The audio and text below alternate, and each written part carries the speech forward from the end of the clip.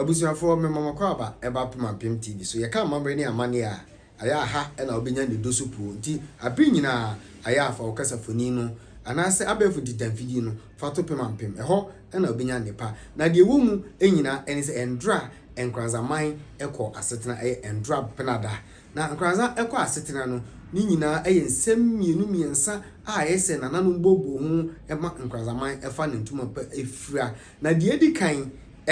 Gyaase hene ena nananum etwe ne bigina nananum anim se onfa ejapade a Nkoranzaman wo no emeto Nkoranzaman hene anim se de ebeya oman no ochina bi obi entimi emeka asemfofo nche nana Kwame Baffoe ene na tankundwa se omobae no ombetu wi na ejapade bia ewo aheni no ho no de ewo se Gyaase hene etimi edibeto Nkoranzaman hene ene nana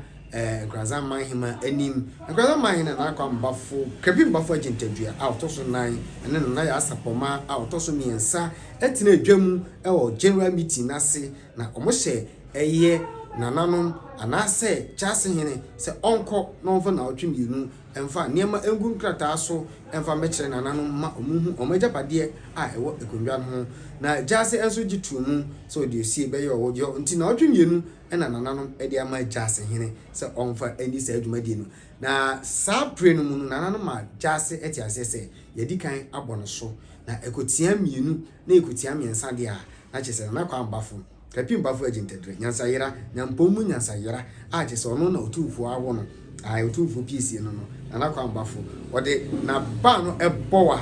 sabre no kudagefo enti wa ma adombre 2 weeks say Gyaase hene emfa nkoye nhihye no mfa nsisi anase omfa nanana majapade emeto nanana manim na eno no achi no enkasa ho bebre ekoso efa Nkoranzaman empuntuo ho mesrew anzana no chebre na hwe Gyaase nsema yebobo ho ewo Nkoranzaman hene na tenaye na eno achi no yede nipa pi ebese abeka mo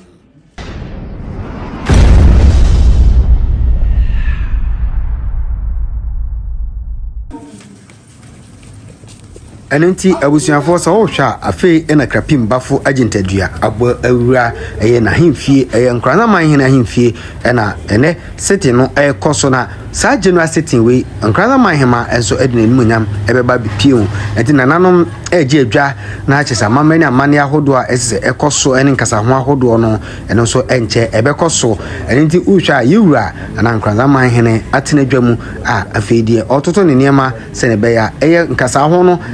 ase na Nkoranzaman hene Kwame Baffoe agentadua obia enim se oba asante ahini ni asante amamre mu a ono ena ye otumfo piesie a chese ne tumi eni nanumunyam esopa ohimpomu ohimpopro a chese wagidin ewo Ghana eni wiase afana nyina na ne nyasa dodo eni nanumunyam ti dodo na agitwi efia chichi ni benche eba na so ye ebepe nanumunyam ehwe na ebedi adie yi wabɔ na adwen pose odi nkunimdie kwa hosan mpuntuo ebebre nananom na one nananom atrenkundwa beye enkamomu sanso ena one aban eni timamufo business people ebe enkamomu apre mpuntuo ediapa eniti nana ba fi hene ena wabechia yewura Nkoranzaman hene a chese okotena ne trabre sanso na nananom ahemfo ahodo aka no obia bema nana akwaba abra nana Nkoranzaman hene nana Kwame Baffoe to 9 atena na dwam nti ahemfo no ye omo a aya omo eche nana nsem ena ye omo a omo bo omo ase na omo yi omo mpaboa na omo achia Nkoranzaman hene na wei eye nana no ma omo enchia Nkoranzaman hene nsem nenso omo kana tankundwa ho a omo de anidie ebuo eni suro ede ma no nti nananom aba omo echia nana ewa mamre ni amane kwanso abre nyina se nananom kwsetia sa amane ni amamri ekoso se omanhene tenase a ewo se eye omanhene natankundwa hodo no nananom omosom eye Baffoe adwa no obia epa na oboni mu ase ede animunyam emade anidie esese no yedi suro emade suro esese no enti nananom ahemafo ana mampanyimfo bi ewo eho a nana atonsa afi omo se da bi wabu mu ase achia me nenso mumra na mumechia me mensem na momfa odo emo odomu we eche ahobrase a nana Kwame Baffoe otosumienu ewo se odi anidie ama maame mpanyinfo yi wasan Fred ye toso mienu se maame bra be me nsem ha akyerɛ no ɔdɔ ama papa ɛniti Nana Kwame Baffoe Krapim Baffoe achinda tua atenase ebidi nsem ana obeka nsem a ebeboa Nkoranzaman kyekyere ani ne mpagya ɛniti ɔne na twankondwa nyina na nananom hyehyɛ mu no aja na nananom ɛde committee ahodoɔ ɛna edi dwuma committee ahodoɔ no nananom edidi dwuma ti committee no ɛkɔ na ɔmo take decisions ahodoɔ a na ɔmo de kɔ executive committee anim na ɔmo nso atoto ɔmo nneɛma na executive committee ɛtoto ɔmo nneɛma wie a ɛna nananom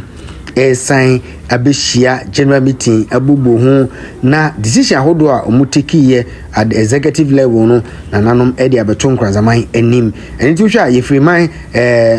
yefiri hene na waba odi animunyam abehye Nana Kwame Baffoe sanso na don Nkoranzahemaa na osu achiam brempong nana osu achiam brempong na ono nso akochia Nkoranzaman hene enti edika achi omu se Nkoranzaman no enye ohimbia na chia eye Nkoranzahemaa hene ensem achi wo mo a omudimu na echia nsem afidie nananom omfin kintampo baaye nananom cheman koma hene bank kintampo krunti hene so edi so omunyina eba sete no we ekyere se Nkoranza aye oman a kyese oba asante ene akan amambe mu a Nkoranzaman epem etwam ewon kintampo ene natifin edo na ode eye frawo no ena ebohye enti ewura Nkoranzaman hene age ni minis no anase documents a ohwe na ode nananom sem atodwa enso aka nananom bi a ewo se omode ensato ensayem na omochia nananom anase ombebo mu ase echia yiwura enti nananom echia yiwura na yenim se enche bia no eye Nana Kwame Baffoe edin senkaye no ebehyehe so enti jebre ne nya aboten na twen yiwura Nkoranzaman hene apra ode ensemfua no ebetudwa na de edi kan no mesho se obejebre ahwe apra yiwura sismahene enso ebechia no wieye no menim se chidom so ebechia nananom atenkondwa benfo ewo so mo chia mamane amane kwanso nyina no obia echia amana yefe na ayede na Nkoranzaman mre ne amane apija na akron menim se Nkoranza ebe ka behwe enam se yenya udupon a chese ono oka eye ho ose a ebam enti yewura Kwame Baffoe atena sidie yehwe ese nana Gyaase ese sem no obehase ede atudwa nana Gyaase enso aba a obechia Nkoranzaman Gyaase hene no yewura ebechia ochia ni wura wie enti eye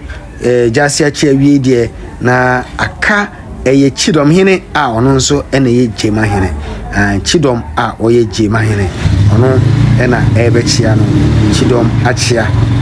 yura chidom achia yura achese ono ena bo Nkoranzaman chidom pa obo Nkoranzaman chidom eniti yura ageni se ye wie die na ene enche chiame edin semfua no ebehase na nananom edin sem agunsaniani na omode atudwa ama Nkoranzaman enya bi atie enya bi ahwe enti de edi kan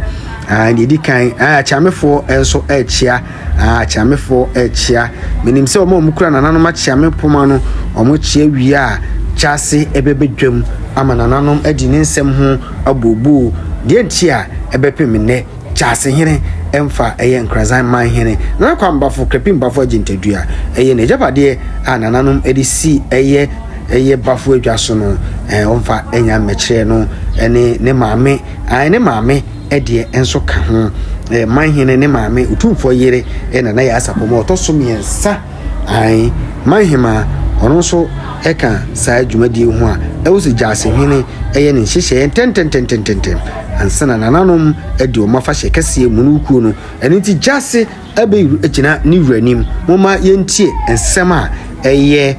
nana nyako a oye Nkoranzaman hene chiame ede atudwa ene kwan a Gyaase enso efa so eyi ano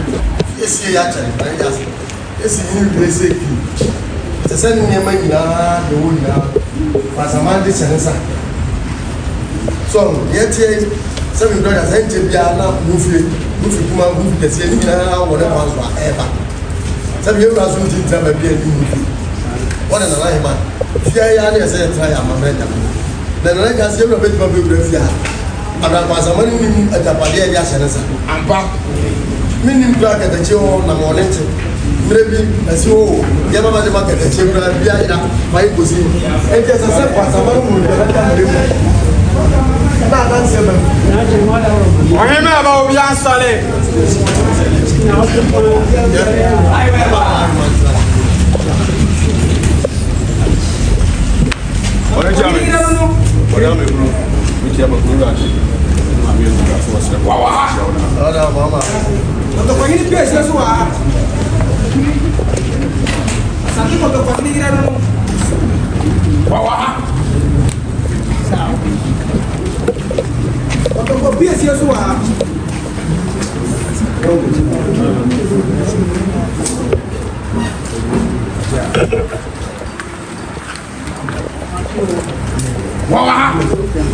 Abusia sa wohwa afi ena asante kotoko hene ne yere na Yaa Sarpomaa otoso miensa apiemu e Nkoranzaman hene ahemfie na nananom medical achiri mu se ene general sitting nananom atena se omobebubu Nkoranzaman ensem ho ahwe ne pumasi bre ene kwan Nkoranzaman ebefa so afa ne ntuma pa afura enti na Gyaase etwa ne nsem so ama Nkoranzaman ati se dia woka no eto asomu ana Gyaase nche bia de Gyaase e bisa osisi se de wura ba Nkoranzahemaa ba be inventory no e se betra sia be saka nti a chama ya be mo kusi na na wotwe e so de inventory no ma e ba achame okasa ya kama se se Gyaase ni na ke bu nkomo yo na Gyaase wo boy inventory a bi a mo asim here tie na se me kra ni me catch na se o ma register kan so easy ka kra na ye ha mo na Hemaa so ka tie enti ye ma no na o twi wow ya so ada roma na o twi anytime there yes anka ehu ye be to e oh ena ma we a onye enti an fi ha ntimi nya hwe ha tie ye mbese ye nsa be ka bi wa ha kira no bi a be ka kire se se be ye be na bi kra da ha obi afa se so me ka cho se hwe na yi ade ni nyina fa hye nsa wo di hu nkomo bebre wa o ka kire me se me ko ababiem no wa ye se wa se abegina ka da foforo oh enti me sraw da o twi me nu de so what me anya na otwe no e be ko bi amana ye tie Gyaase je de wura se no o kire se Nkoranzaman de so no ka o de Nkoranzahemaa na bebe no ade de ho ese mo de shemensa no e mai ampa ni na so na ese wo ye wo Gyaase wo ka se o be ko be ba no wa ye nti a chama ma na otwe a o de na otwe ka mo ba be mu nya ma be to e be an ka se bebe no e de ben sa ke ampa o twi mi ni nso na Gyaase wan ti ba ya dia o de ma bi ya dia na je se ba kura trump Gyaase ya dia Gyaase right sana wanu nya so ama Nkoranzaman shida ya wope na ayesa asitanka obida bisa modern ayunyam bambo dia ya ba to mo nyina ye e se wa nyam amene paso na ndo ye be ye ni wase how amane to go ya ye dia na fo ba shi itwa ya wo Yesu bi wo ne se be de na si tuma ye nyina ye mo su ye mo ya ya se ta e ni ka